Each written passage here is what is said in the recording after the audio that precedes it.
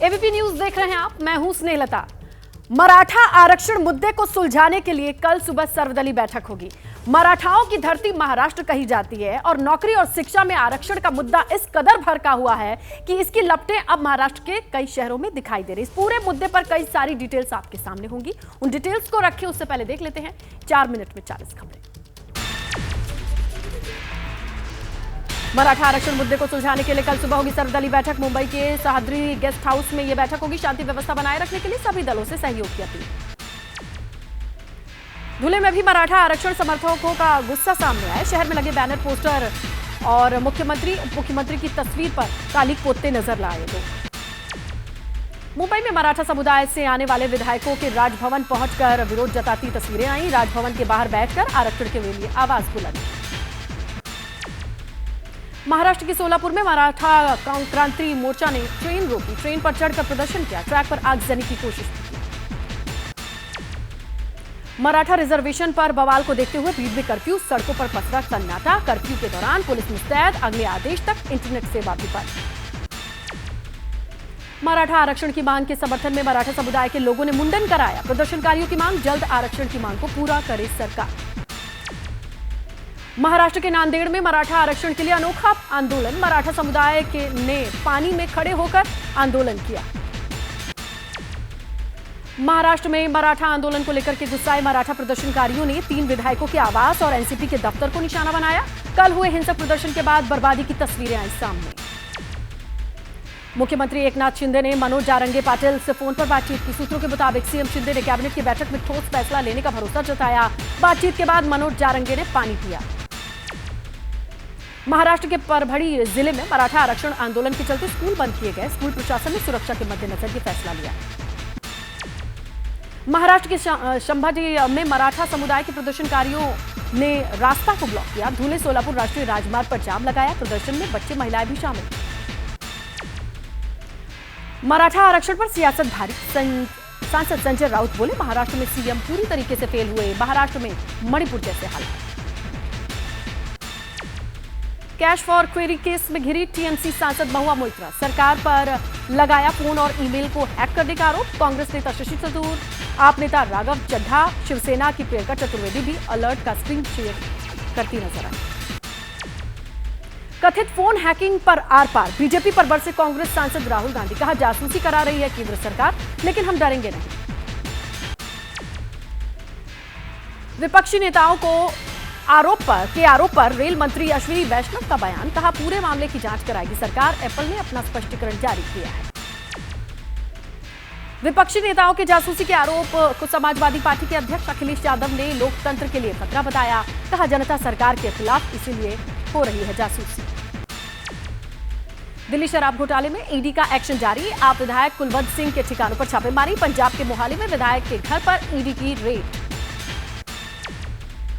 दिल्ली शराब नीति को लेकर ईडी ने केजरीवाल को किया तलब। 2 नवंबर को पूछताछ के लिए बुलाया। सूत्रों के मुताबिक एजेंसीज मुख्यमंत्री का बयान दर्ज करेंगी। दिल्ली सरकार के मंत्री सौरभ भारद्वाज का केंद्र सरकार पर आरोप। कहा कि आम आदमी पार्टी को खत्म करना चाहती है केंद्र। शराब घोटाले पर बीजेपी का केजरीवाल पर पलटवार। रविशंकर प्रसाद बोले, आम आदमी पार्टी खुद ही अपने आप को खत्म कर रही है। सब कुछ जानते थे केजरीवाल, जैसी करनी वैसी भरनी। सरकार पटेल की जयंती पर सीएम मोदी ने एकता का मंत्र दिया। विपक्ष पर निशाना साधा। कहा, तुष्टीकरण की राजनीति से देश के विकास में बाधा होगी। टोंक में सचिन पायलट ने रोड शो किया। राजस्थान सीएम पद के सवाल पर बोले पायलट। कहा, विधायकों की जीत के बाद पार्टी तय करेगी, नेतृत्व कौन करेगा। आजम खान को एक और बड़ा झटका। जौहर यूनिवर्सिटी की सरकारी जमीन वापस लेगी योगी सरकार। कैबिनेट की बैठक में लिया गया फैसला।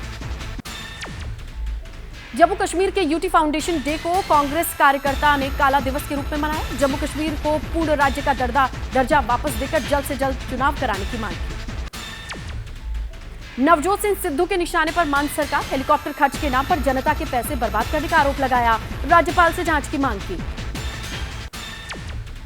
कोची कन्वेंशन सेंटर धमाके के आरोपी मार्टिन के आवास पर उसे लेकर पहुंची पुलिस को शक है कि अपने फ्लैट में ही मार्टिन ने आईडी बम तैयार किया था। आंध्र प्रदेश के पूर्व सीएम और टीडीपी प्रमुख चंद्रबाबू नायडू को बड़ी राहत। आंध्र प्रदेश हाईकोर्ट ने कौशल विकास में करप्शन मामले में 4 हफ्ते के लिए अंतरिम जमानत दी। एयर पोल्यूशन पर सुप्रीम कोर्ट सख्त। पंजाब, हरियाणा, यूपी, राजस्थान, दिल्ली सरकार को 1 हफ्ते में हलफनामा दाखिल करने को कहा।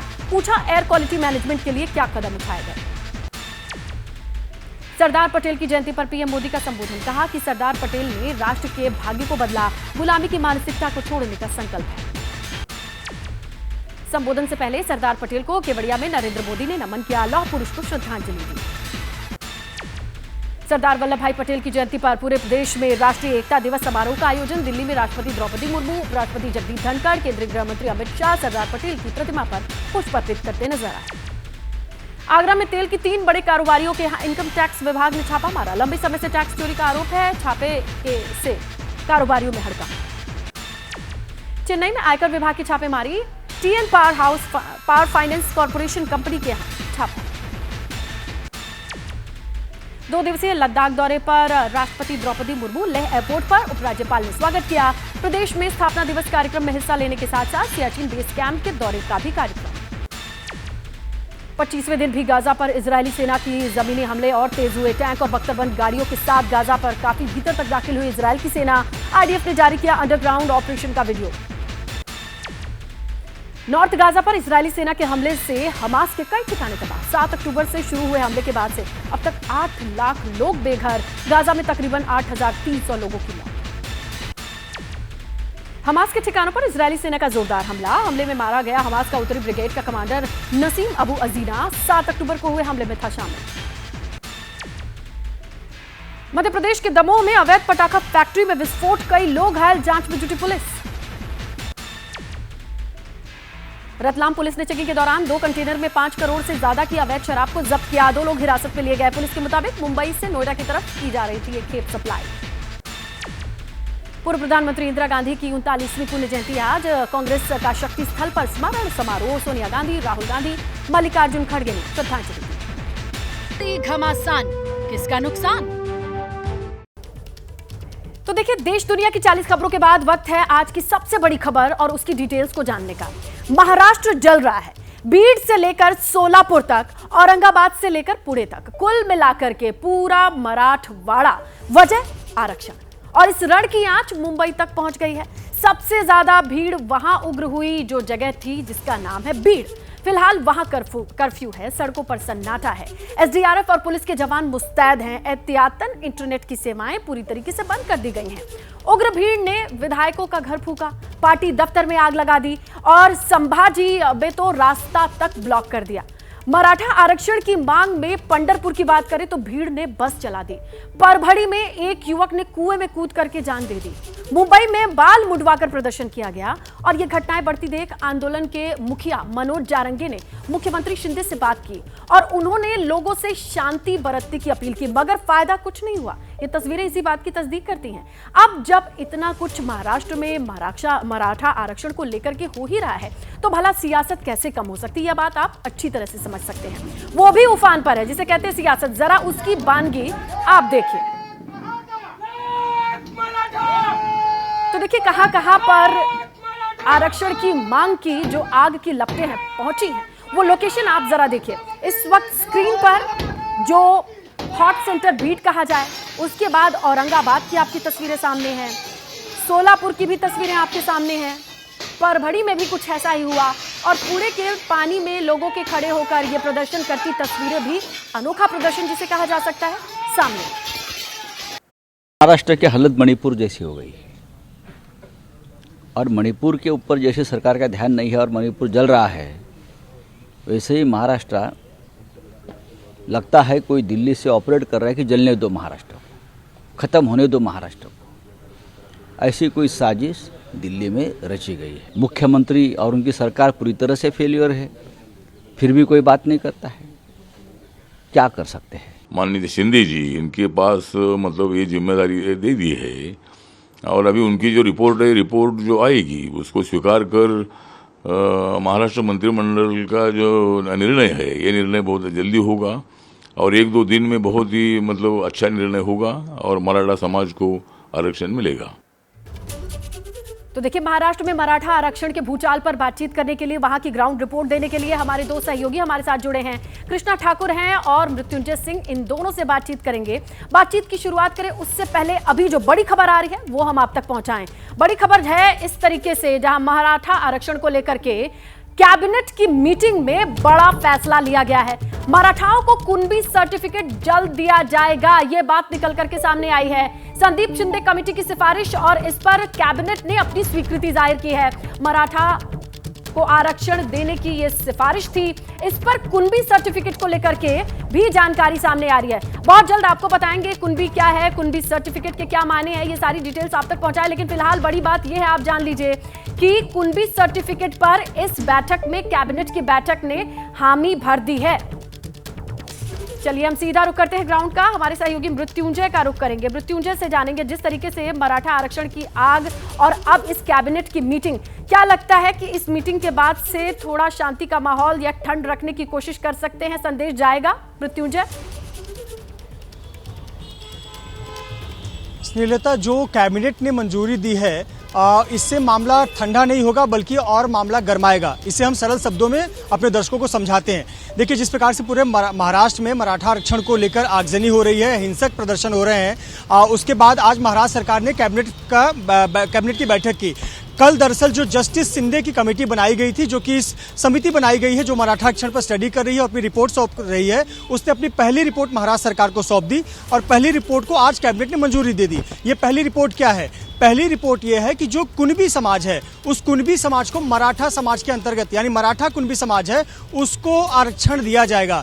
यहाँ पर पहले जो कुणबी समाज है उसको आरक्षण ओबीसी में दिया जाता था, लेकिन जो मराठा कुणबी है, अपने आप को मराठा कहते हैं और कुणबी सर्टिफिकेट उनके पास है, वो अपने आप को मराठा कहते हैं और वो ओबीसी में नहीं जाना चाहते थे, उनको ओबीसी के अंतर्गत आरक्षण दिया जाएगा। इसकी स्पष्टता के लिए, इसको सिंप्लीफाई करने के लिए हमारे पास ग्राफिक्स हैं। हम दर्शकों को पहले वो बता दें कि जिस कुणबी का आप जिक्र कर रहे हैं वो कहां से आ रहे हैं, क्या सिचुएशन है और इसे लेकर के सबसे पहले मराठा आरक्षण की मांग को लेकर के क्या चीजें हैं वो हम आपके सामने रखें। मराठा आरक्षण में जो मांग दर्ज की जा रही है, मांग ये है ओबीसी का दर्जा दिया जाए और 1948 तक हम कुणबी थे और कुणबी जो ओबीसी में आते थे और फिर से कुणबी जाति का दर्जा दे दिया जाए। यानी कि अगर मराठा में कुणबी थे जो 1948 तक कुणबी थे, वो ओबीसी में आया करते थे, अब उन्हें फिर से उसी वर्ण व्यवस्था में डालिए, फिर से आरक्षण में डालिए, ये मांग है। अब कुणबी कौन है ये भी हम आपको बताते चले।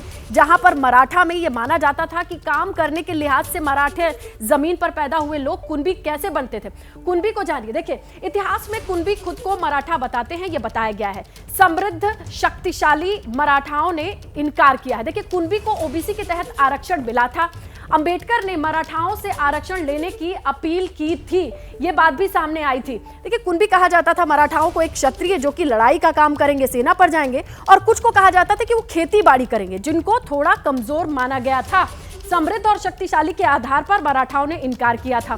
अब इनकी लोकेशन कहां है, कुणबी कहां मिले हैं, बहुत क्लियर नहीं है, लेकिन हाँ लोकेशन जरूर क्लियर है। विदर्भ, कोंकण, उत्तरी महाराष्ट्र और मराठा के बने हुए वहां पे लोग जो थे, लोकल लोग थे, वो कुणबी अपने आप को बताते हैं।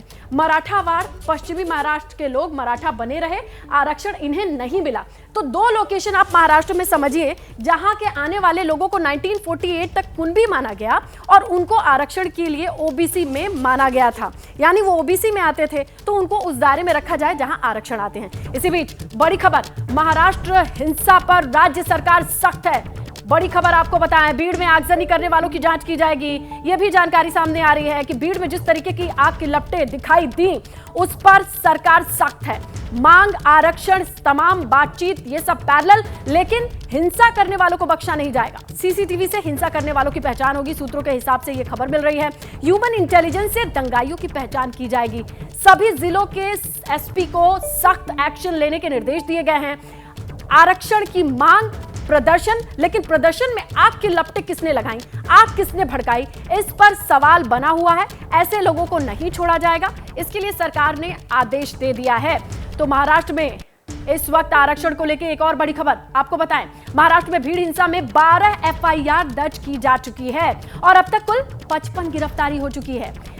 एबीपी न्यूज से बीड एसपी नंद कुमार ठाकुर की बातचीत हुई और उन्होंने कहा कि सोशल मीडिया के जरिए ये मैसेज वायरल किया गया, यानी सोर्स जहां से लोगों को भड़काने की शुरुआत की जाती है कम्युनिकेट करने के लिए, ये तमाम बातें सोशल मीडिया के जरिए फैलाई गई।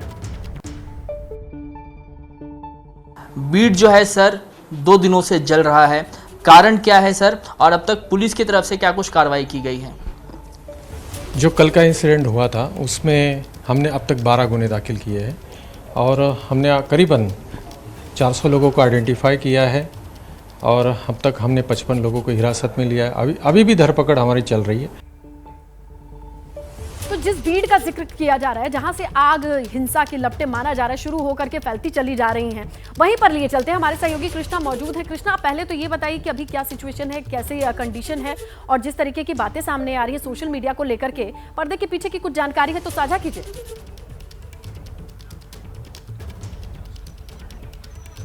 स्नेहलता, पहले मैं आपको बताऊं कि बीड में कल के मुकाबले जो आज जो स्थिति है वो बेहद ही शांतिपूर्ण तरीका है।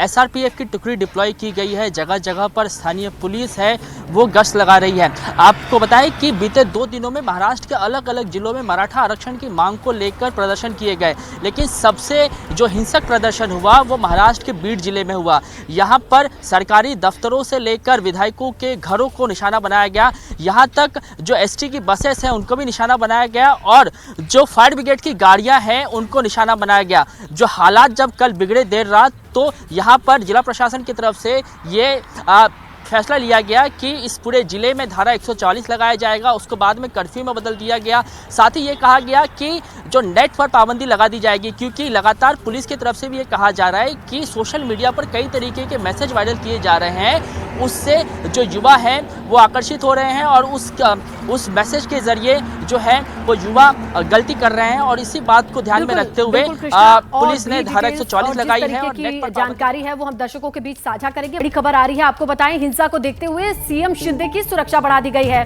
ठाणे निवास पर 100 से ज्यादा पुलिसकर्मियों को तैनात किया गया है। उग्र होते आंदोलन को देखते हुए ये बड़ा फैसला लिया गया है। जिस तरीके से प्रदर्शन की तस्वीरें आई, अब इसे देखते हुए एहतियातन ये फैसला लिया गया है। तो चलिए अब आप समझने की कोशिश करें कि आखिरकार ये आरक्षण की मांग, मराठा आरक्षण में कब कब क्या हुआ, टाइमलाइन क्या रही। देखिए, टाइमलाइन की अगर आप बात करें तो 2014 में फडणवीस सरकार ने मराठा आरक्षण देने का ऐलान कर दिया था और 2014 की बात होती है और 2018 का टाइम आता है, मराठाओं को 16% रिजर्वेशन का बिल विधानसभा से पास कर दिया जाता है। अब अगली टाइमलाइन होती है जून 2019 की। हाईकोर्ट ने एजुकेशन में 12%, नौकरी में 13% आरक्षण देने की सीमा रखी थी हाईकोर्ट की ओर से। ये स्टेट में सब कुछ हो रहा है, लेकिन अब एंट्री होती है और तारीख आती है मई 2021 में, जब सुप्रीम कोर्ट ने आरक्षण पर रोक लगा दी थी। और यहां पर अब अगली तारीख अहम हो जाती है, अगला महीना अहम हो जाता है अक्टूबर 2023 का, जब राज्य सरकार की सुप्रीम कोर्ट से उपचारात्मक याचिका स्वीकार हो जाती है। और अब 24 अक्टूबर 2023 का, जहां मनोज जारंगे का अल्टीमेटम खत्म होता है। वो अनशन, भूख हड़ताल और जिस तरीके से इस मांग को लेकर के पिछले 13 सालों से मुखर रहे हैं, इस पर अपडेट रहती है। देखिए, 25 अक्टूबर की तारीख बहुत अहम हो जाती है 2023 से, जहां मराठा समुदाय का प्रदर्शन शुरू होता है।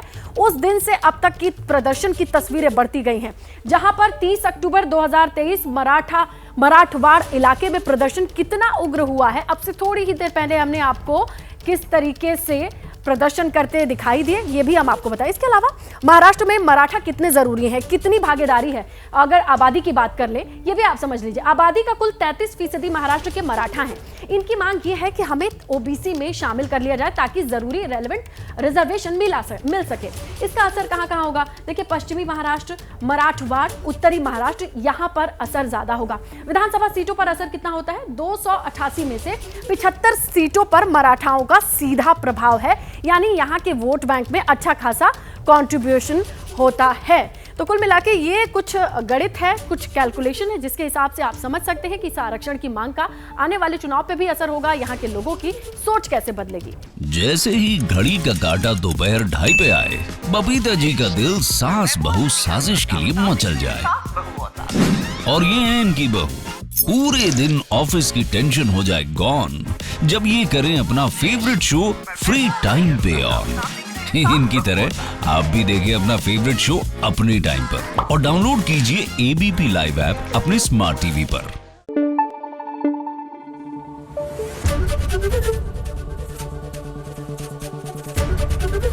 एबीपी न्यूज आपको रखे आगे।